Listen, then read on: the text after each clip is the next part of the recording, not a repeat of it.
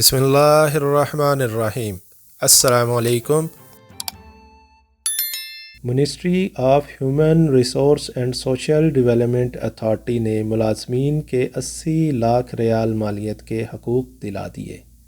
Saudi ministry of human resource and social development authority نے 2022 کے دوران 80 لاکھ ریال مالیت کے تنازعات نمٹا دیے۔ عکاظ اخبار کے مطابق ministry of human resource and social development authority company اور ملازمین کے درمیان مالی تنازعات تیزی سے نمٹانے کے لیے ایک طریقہ کار کے تحت کام کر رہی ہے۔ پہلے مرحلے میں کوشش کی جاتی ہے کہ فریقین کے دعوے سن کر تنازعات برادرانہ ماحول میں طے کرائے جائیں۔ اگر فریقین اپنے موقف پر قائم رہتے ہیں اور وہ کیس آگے بڑھانا چاہتے ہیں تو ایسی صورت میں ministry of human resource and social development authority کی مصالحتی کمیٹی کیس کورٹ کے حوالے کر دیتی ہے۔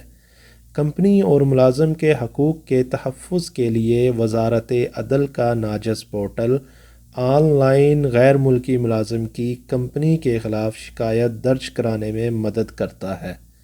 اس کے بعد دونوں فریقین آن لائن ہی شواہد پیش کرتے ہیں۔ باقاعدہ سماعت کے بعد دلائل و شواہد کی بنیاد پر فیصلہ دیا جاتا ہے۔ اسیر ریجن میں وزارت کے ڈائریکٹر جنرل ہادی الشہرانی نے بتایا کہ 80 لاکھ ریال سے زیادہ کے 4500 سے زیادہ کیسز میں ملازمین کے حقوق ادا کرائے گئے ہیں۔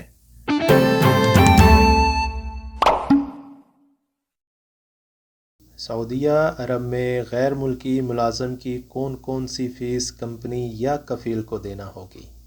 سعودی ministry of human resource and social development authority نے کہا ہے کہ غیر ملکی ملازم کے حوالے سے کمپنی یا کفیل پر 7 مالی ذمہ داریاں عائد کی گئی ہیں۔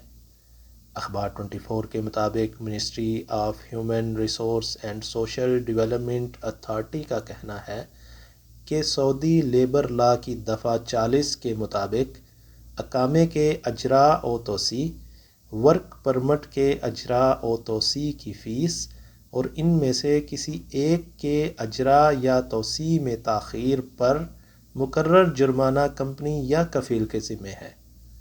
Ministry of human resource and social development authority نے مزید کہا ہے کہ غیر ملکی کارکن کے کفالہ کی فیس یعنی ٹرانسفر فیس، پیشے میں تبدیلی کی فیس یعنی مہنہ تبدیل کرنے کی فیس، خروج و عودہ یعنی ایگزٹ ری انٹری کی فیس بھی کمپنی یا کفیل کے ذمہ ہے۔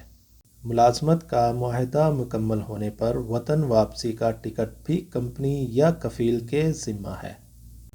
ہماری ویڈیو پسند آنے کی صورت میں لائک، شیئر اور سبسکرائب ضرور کریں۔